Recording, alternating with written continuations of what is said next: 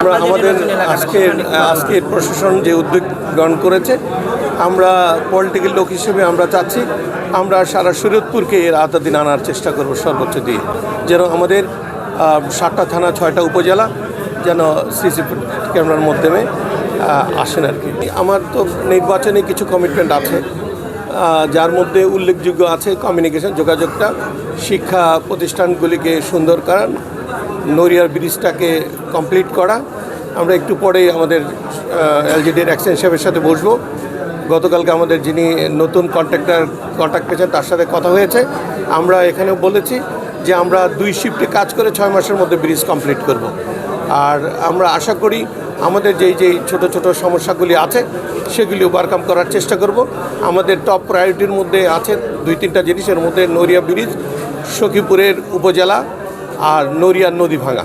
আচ্ছা, সবচেয়ে বড় আগে ধন্যবাদ যে আজকে আমাদের এই জেলা প্রশাসকের যে উদ্যোগ, আজকে নারী দিবসের দিন, নারীর মাধ্যমে এটা আজকে উদ্বোধন হলো। এটা একটা স্মরণীয় দিন থাকবে যে আজকে এই দিনে তাদের দ্বারা এটা উদ্বোধন হয়েছে, আজকে নারী দিবস, আন্তর্জাতিক নারী দিবস। আর আমি অত্যন্ত লাকি যে যেই জায়গাতে দাঁড়িয়ে কথা বলতেছি এই অঞ্চলটা আমার, আমি তো এগিয়ে আছি ইনশাল্লাহ। তো আর বাদবাকি যেগুলি আছে আমরা চেষ্টা করবো, বিশেষ করে জাজিরাতে আমরা আজকে আইন শৃঙ্খলার মাসিক কমিটির মিটিং হলো। আমরা অবশ্যই চাবো ম্যান্ডেটরি করতে প্রত্যেকটা বাজার কমিটি যেটা আছে তাদেরকে এটা করে দেওয়ার জন্য, এবং ইভেন দ্যাট যেই মেইন রুটগুলি আছে সেখানেও আমরা এই ধরনের চিন্তা করব যে তাদেরকে ম্যান্ডেটরি করে দেওয়ার জন্য। কারণ আমরা চাই, আপনারা জানেন যে আমরা ইতিমধ্যে একটা ঘোষণা দিয়েছি, আমরা অলরেডি সেটা একটা প্রথম কার্যদিবস হয়ে গিয়েছে, আমাদের একটা কর্মশালা হয়েছে যে আমরা একটা শরীয়তপুরকে প্রথম বাংলাদেশের এই 64টা ডিস্ট্রিক্টের মধ্যে আমরা শরীয়তপুর জেলাকে একটা মাদকমুক্ত শরীয়তপুর জেলা ঘোষণা করার জন্য আমরা ওই লক্ষ্যে কাজ করে যাচ্ছি। আমরা 3জন সাংসদ, 3জন আমরা এই লক্ষ্যে কাজ করে যাচ্ছি। আমরা আশা করি যে এটা একটা ভালো একটা উদ্যোগ হবে, যেতে সমাজ উপকৃত হবে। যদি আমরা এই যুব সমাজকে, ছাত্র সমাজকে আজকে করতে পারি, তাহলে আগামী দিনের যে ভবিষ্যৎ, যারা আমাদের জনাব তারেক রহমান প্রধানমন্ত্রী যিনি একটা ঘোষণা দিয়েছেন যে যুব সমাজকে একটা কাজ করা, দেশের গড় করার লক্ষ্যে, এটা আমাদের জন্য অত্যন্ত একটা ভালো একটা উদ্যোগ।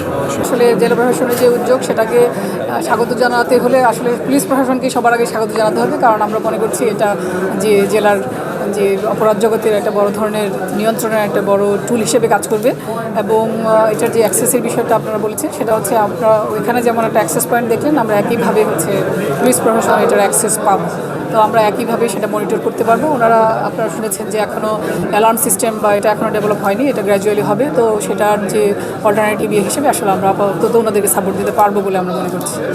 কমিটির যে সিদ্ধান্ত ছিল যে শহর জুড়ে সিসি ক্যামেরা বসানো, আমরা আলহামদুলিল্লাহ এটা করতে পেরেছি। এবং আজকে আমাদের শরীয়তপুরের সংসদীয় আসন 1 এবং 2-এর মাননীয় সাংসদ দুজনকে সাথে নিয়ে আমরা উদ্বোধন করেছি। আপনারা দেখেছেন, এবং উদ্বোধনের আগেই কিন্তু আপনারা মিডিয়া কাভারেজ দিয়েছেন, দেখেছেন যে কীভাবে আমরা এটা করেছি। এবং এর মাধ্যমে আমাদের যে মূলত শরীয়তপুর শহরের যে বিভিন্ন রকমের অপরাধ প্রবণতা, চুরি, ছিনতাই, ইফটিজিং, মাদক, সব কিছু আমরা আশা করি যে এর মাধ্যমে অনেকটাই কমে যাবে। কারণ যখন মানুষজন জানবে যে এটা একটা সিসি ক্যামেরার আওতায় আছে এবং এটার মধ্যে উন্নত প্রযুক্তি আমরা সেট করেছি, তো যার মাধ্যমে কিন্তু আমরা এটাকে অনেকাংশে কমাতে পারবো।